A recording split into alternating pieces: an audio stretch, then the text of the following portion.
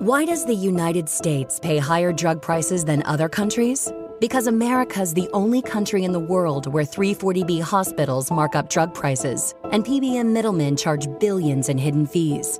Meanwhile, Americans subsidize the research and development for new cures.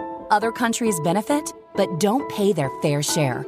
Crack down on the middlemen. End the free riding. Lower drug prices. Go to balancethescales.org to learn more. Paid for by Pharma. Close your eyes, exhale, feel your body relax, and let go of whatever you're carrying today. Well, I'm letting go of the worry that I wouldn't get my new contacts in time for this class. I got them delivered free from 1-800-CONTACTS. Oh my gosh, they're so fast. And breathe. Oh, sorry. I almost couldn't breathe when I saw the discount they gave me on my first order. Oh, sorry. Namaste. Visit 1-800-CONTACTS.com today to save on your first order. 1-800-CONTACTS. This is Optimal Work Daily. 7 Types of Office Space for the Upstart Entrepreneur by Philip Taylor of PTmoney.com. Over the past several years, I've been experimenting with different types of office space. I run a solo online business and an annual conference with 3 employees, only one of whom has lived locally. My office needs aren't much. Still, I think it matters where you work, don't you? I've worked in my old home, the bedroom, the loft, the kitchen table, the local coffee houses, my local library, at a friend's place while he was gone for a few weeks, my new home office, and finally, an office in a local co-working space. I think I found the right fit for me, a small office in a co-working environment with a colleague and occasional employee. Here are a few options for you, the Upstart business owner. 1. Home office. Many homes come equipped with a study or spare room. Turn the room into an office and start working from home. Find a desk and a nice chair that will be comfortable for long periods and get to work. Of course, if your business requires that you meet with customers, this may not be a perfect solution. Our home has a loft area that I've been using as a home office lately, but our house has become less work-friendly with the 2 little ones taking over. When we purchased our second home, we made sure to include a place with an office space that I could close off from the rest of the house. I've now made it my own, and I love it. 2. Free hotspot office space. Do a search for free Wi-Fi and your city, and you'll be given a ton of options to camp out for a few hours a day to get some work done. My local library is my best option in this category. I'm actually writing this post from the library. Nice, quiet environment and no pressure to buy a coffee.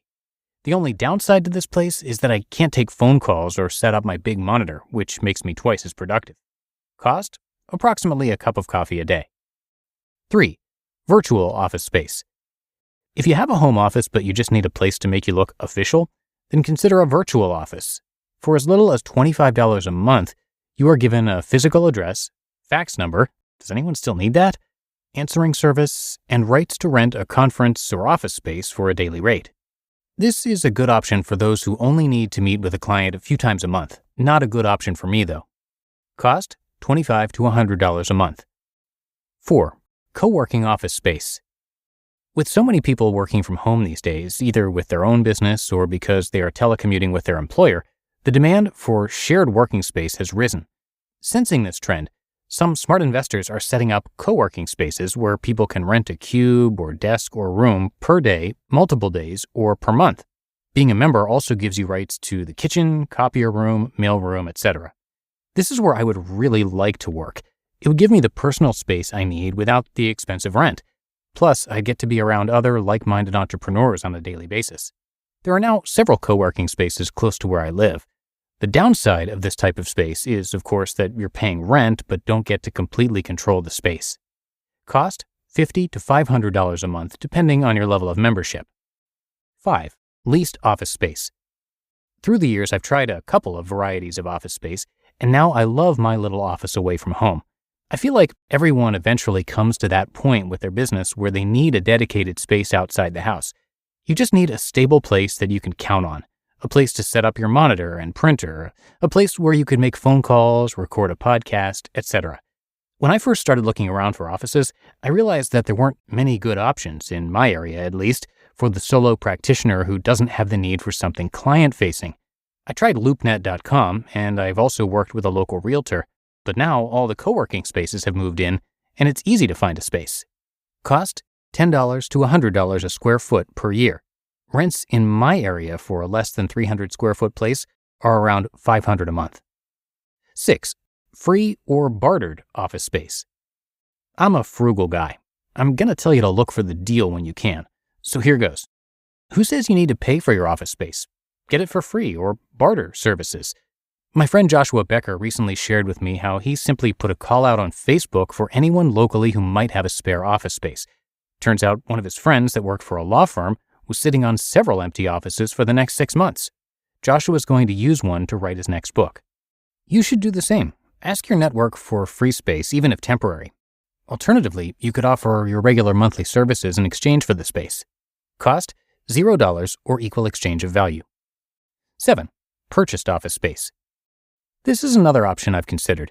Why pay rent when I could be paying a mortgage and owning the property? What's stopping me from buying my own piece of commercial property and renting a portion of the space to cover the mortgage? The right property is really all that's stopping me, I guess, along with a complete lack of knowledge of the commercial leasing business. Costs, the cost of the piece of property, less any rental income, plus the time to learn about this business. You just listened to the post titled 7 Types of Office Space for the Upstart Entrepreneur by Philip Taylor of PTMoney.com. What does it take to lead like a superhero? Find out on the Superhero Leadership Podcast, hosted by Marvel's former CEO and legendary turnaround expert, Peter Cuneo. Each week, Peter is joined by top performers from business, media, and beyond, leaders who have mastered the art of impact, resilience, and vision. Together, they explore Peter's 32 leadership essentials, revealing what it really takes to rise, inspire, and lead with purpose. Check out the episode with Michael Fabiano, president of ESG News, who offers candid insights on how leaders can run towards challenges and drive innovation in resistant cultures, embrace lifelong learning to stay ahead of disruption, and create environments where bold ideas thrive. If you want to level up your leadership, this is your blueprint. Search Superhero Leadership wherever you get podcasts. Summer's here, and Nordstrom has everything you need for your best dress season ever. From beach days and weddings to weekend getaways and your everyday wardrobe. Discover stylish options under $100 from tons of your favorite brands like Mango, Skims, Princess Polly, and Madewell. It's easy too with free shipping and free returns, in-store order pickup, and more. Shop today in stores, online at Nordstrom.com, or download the Nordstrom app. And thank you to Philip Taylor of PT Money. He is a CPA, blogger, podcaster, husband, and father of 3. He's also the founder of the personal finance industry conference and trade show FinCon, which we've attended multiple times now. He created PTMoney.com back in 2007 in order to share his advice on money, as well as hold himself accountable while paying off over $75,000 in debt, and to meet others who are passionate about moving toward financial independence. Well, you might say he succeeded. He's now fully self-employed.